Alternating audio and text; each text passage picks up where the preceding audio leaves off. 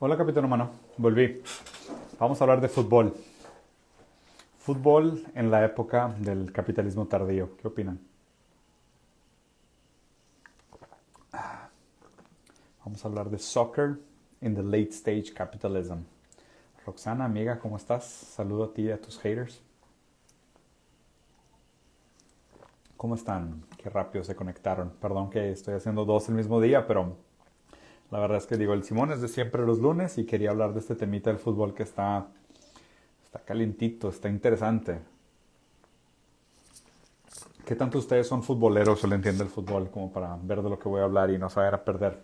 Pero la verdad es que como brasileño tuve una etapa muy romántica en mi vida con el fútbol. Jugaba fútbol con mis primos, nunca fui muy bueno, siempre fui medio malón, pero me divertía mucho, me parecía una actividad muy chida. Uno de mis grandes momentos era ir los jueves a jugar fútbol de duela con mis primos. Fútbol duela es este 5 contra 5 y de ahí nos íbamos al antro. Ah, por cierto, si no han visto, vayan a ver el review de la canción de Soy Épico de Cancerbero que me aventé con Faridie, que está, digo, para empezar, qué chulada de canción y el análisis la verdad es que quedó muy cool. Entonces vayan a ver, está buenísimo. Bueno, vamos a hablar de la Superliga. Ok, ¿qué pasó? Hace poquito se hizo el anuncio de que 10 equipos de Europa iban a formar una Superliga. ¿Ok? Son 10 equipos que tradicionalmente además participan de muchas ligas ya bien establecidas, como las Eurocopa, UEFA y además cada una de sus ligas nacionales, ¿no? Entonces hay equipos que participan de la Liga Española, de la Liga Inglesa, de la Liga Alemana, de la Liga Italiana y lo que tú quieras. Entonces estos 10 equipos se ponen de acuerdo y deciden, ¿sabes qué? Quiero competir contra las ligas tradicionales porque no me parece justo la manera como se han estado comportando. No estoy de acuerdo con la distribución de valores, las reglas, la manera como se toman las decisiones, cómo se jerarquiza la comunicación, cómo se gestiona, lo que tú quieras. Entonces dijeron, vamos a hacer nuestra propia liga, ¿no? O sea, muy al estilo fútbol de cuadra, de barrio, de que este es mi balón, me llevo mi balón y voy a jugar a otro lado. Obviamente son 10 equipos muy fuertes, son 10 equipos muy bien posicionados, 10 equipos muy importantes, váyanos a ver, probablemente son 10 de los mejores equipos que participan de la UEFA. Y dejaron algunos espacios abiertos, entonces quedan algunos espacios para que otros equipos se incorporen y van a invitar a diferentes equipos de manera periódica para que participen de la Superliga con ellos. Okay. ¿Cuál es el problema de esto? Hay una serie de temas. Primero, ¿no? La verdad es que existe un monopolio por parte de la FIFA en términos de qué es el fútbol a nivel mundial. Y obviamente, ¿quién es dueño del fútbol? ¿No? Y vean hacia dónde va el nivel de este conflicto. Este conflicto habla de la propiedad, de la generación de recursos y la división de los recursos generados, del valor agregado generado. ¿Quién merece quedarse con el dinero generado por la industria del fútbol? ¿Okay? Obviamente la FIFA, al ser un monopolio del tema del fútbol, tenía pues, un monopolio de la gestión y un monopolio de la división de los valores generados. O sea, no es nuevo, la FIFA, y vayan a ver, Jamie Oliver tiene un documental súper chido sobre la FIFA, lo corrupto que son como una mafia. La verdad es que tienen varios escándalos financieros enormes a su nombre y hay un problema muy grave ahí por detrás de esto, ¿no? Entonces, estos 10 equipos dicen, ¿sabes qué? Nosotros somos los 10 mejores equipos o somos de los mejores equipos de la liga. No creemos que estamos recibiendo una recompensa proporcional al valor que agregamos a la liga, entonces nos vamos a salir y vamos a hacer nuestra propia liga. Vamos a hacer una superliga con los 10 mejores equipos. Okay. Ya empiezan a ver la complejidad de este tema, ¿no? Lo primero que tenemos que pensar es que obviamente esta es una decisión que se toma de manera económica. O sea, la primera y probablemente la única lógica detrás de una separación de las ligas tradicionales es un tema económico. Todos los demás son secundarios. Todo es el tema de la gestión, la justicia, la igualdad, no sé, la libertad de los jugadores, la gestión de los contratos y demás. Todo eso son cosas secundarias. Obviamente este es un problema directamente económico. ¿Por qué?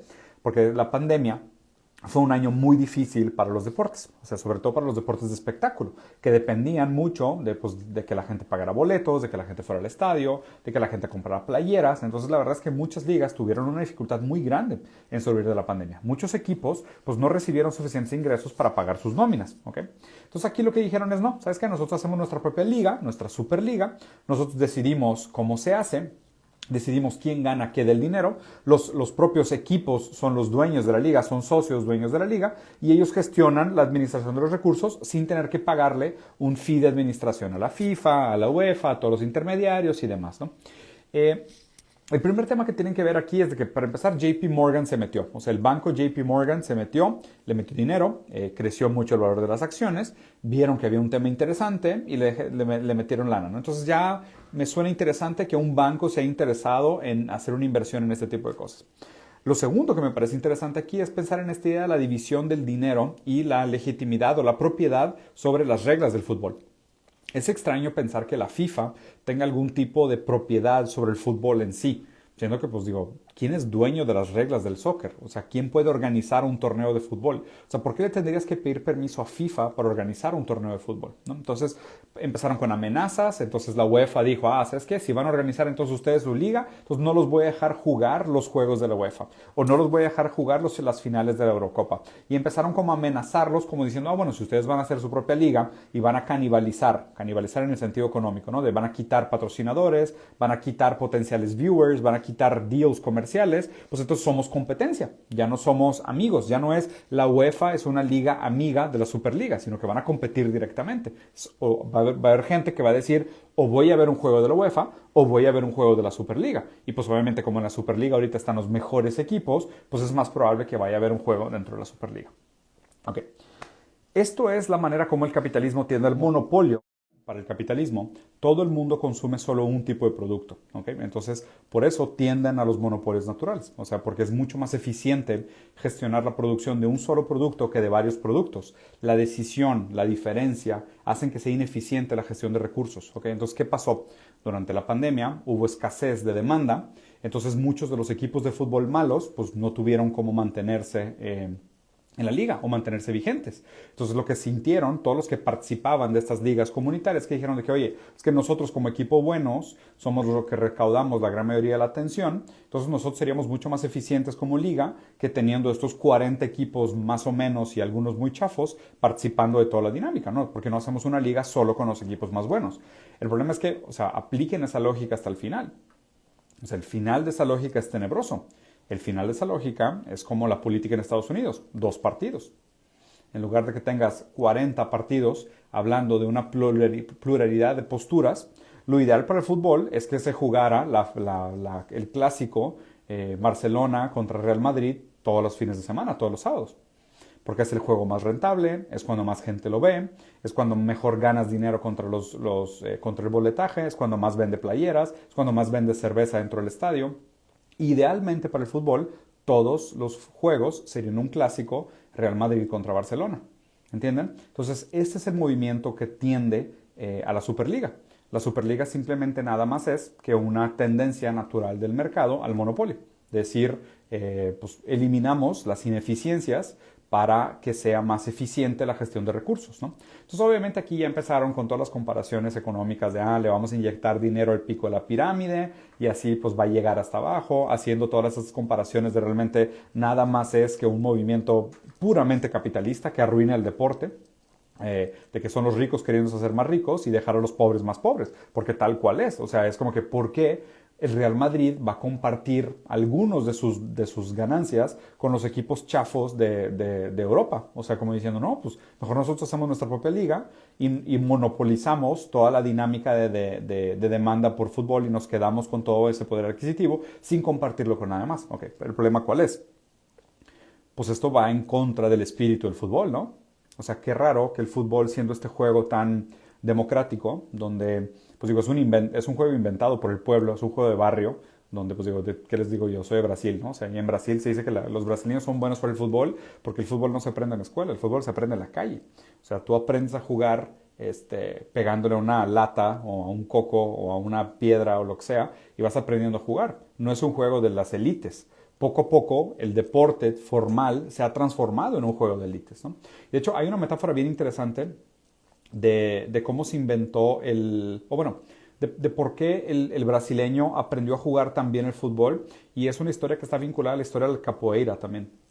Cuando Brasil todavía era un país que tenía muchos esclavos y vinieron todos los africanos que eran esclavos, tanto de los italianos, españoles y portugueses que llegaron a Brasil, hubo un choque bien interesante de culturas, ¿no? Uno de ellos fue el fútbol, que lo trajeron los ingleses, y el otro fue el capoeira, donde pasaron 2 historias muy similares.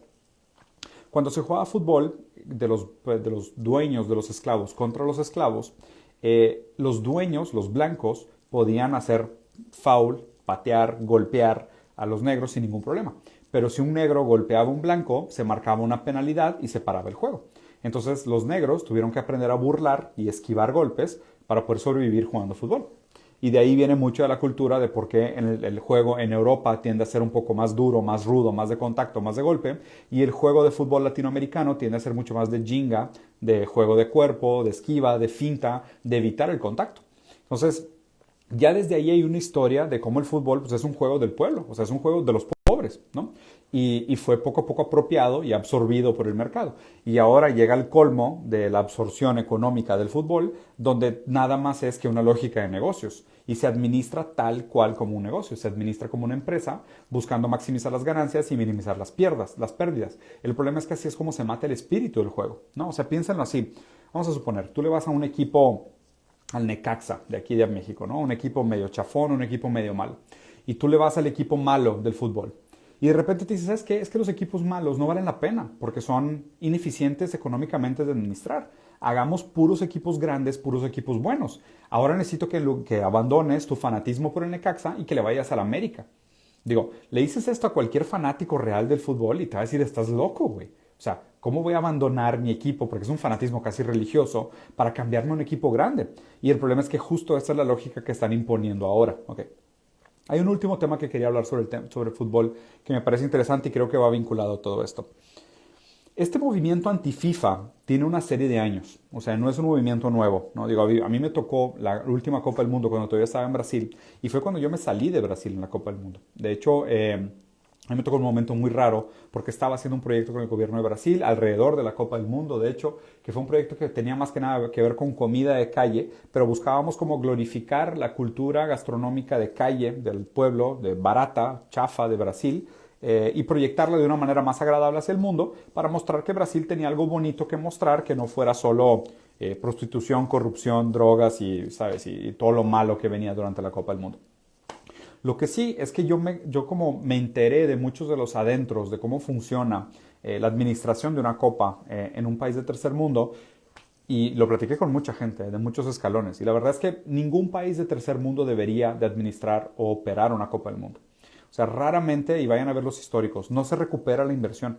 Cuando se hacen estos grandes eventos de construir estadios, de construir infraestructura, como pasó en Sudáfrica, como pasó en Brasil, como pasó en México, como seguramente ha pasado en muchos otros países que han hospedado a FIFA durante la Copa del Mundo, es que esa inversión nunca se recupera.